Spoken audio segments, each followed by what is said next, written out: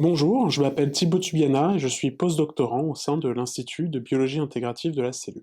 Donc mon projet principal porte sur le virus de l'hépatite E, l'une des causes majeures d'hépatite aiguë au sein de l'Union européenne. Donc ce virus touche encore 20 millions de personnes par an et tue environ 70 000 personnes. Il n'y a pas encore de vaccin approuvé qui soit utilisé partout dans le monde, et donc il est important de mieux comprendre le fonctionnement de ce virus pour mieux lutter contre cette infection. Donc je participe également à des projets sur le virus de l'hépatite C, qui cause aussi une hépatite virale, et le norovirus, qui lui provoque des gastro-entérites virales.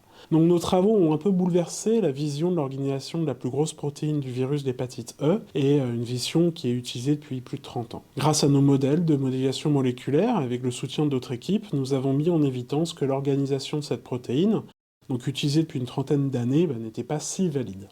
Moi, je suis un modélisateur moléculaire, et donc je suis quasiment jamais en laboratoire. Mon travail consiste principalement à utiliser des méthodes qualifiées de théoriques pour répondre à certaines questions pratiques des projets que je mène. Je vais par exemple créer des modèles de protéines sur l'ordinateur grâce à des logiciels assez sophistiqués pour savoir à quoi elles ressemblent ou comment elles interagissent avec d'autres protéines. Ces résultats théoriques peuvent être confirmés par d'autres chercheurs de façon pratique en faisant des expériences en laboratoire, et donc je suis vraiment à l'interface de la biologie et de l'informatique et je m'occupe un petit peu de traduire les messages des biologistes, si on peut dire.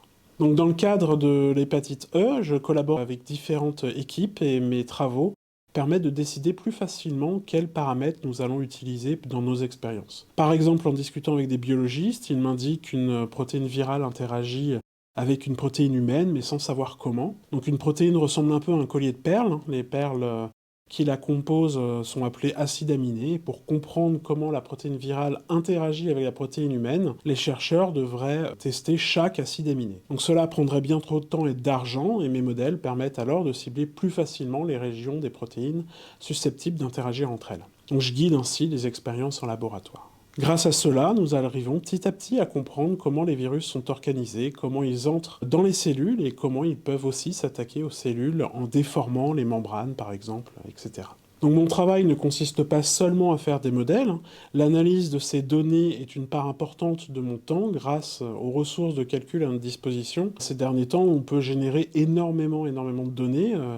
Donc je peux par exemple faire des centaines de modèles de protéines en quelques jours, ou lors de simulations dynamiques moléculaires, donc c'est-à-dire de dynamiques d'interaction entre différentes protéines ou d'une protéine elle-même. Je vais générer des centaines de gigaoctets de données qui vont contenir la simulation. On peut voir ça un petit peu comme un film, où chaque image est une représentation à un instant T de ma protéine. Donc ces films durent en moyenne quelques centaines de nanosecondes, soit environ 1 milliard de fois plus lent qu'une seconde. Bien que ces films durent quelques nanosecondes, ils sont largement suffisants pour observer les dynamiques ultra rapides à l'échelle moléculaire. Ces films, le plus souvent, vont être composés de quelques milliers d'images et j'analyse comment la protéine bouge, se déforme et interagit avec d'autres molécules ou protéines en fonction de la problématique étudiée. Donc j'aime beaucoup mon métier, car mes projets ils me permettent de faire vraiment beaucoup de choses différentes, de voyager, de faire de superbes illustrations, et finalement je vois ça un petit peu comme un jeu vidéo, et qui sait, peut-être que ce jeu sera un jour disponible sur la chaîne du 9 Docteur.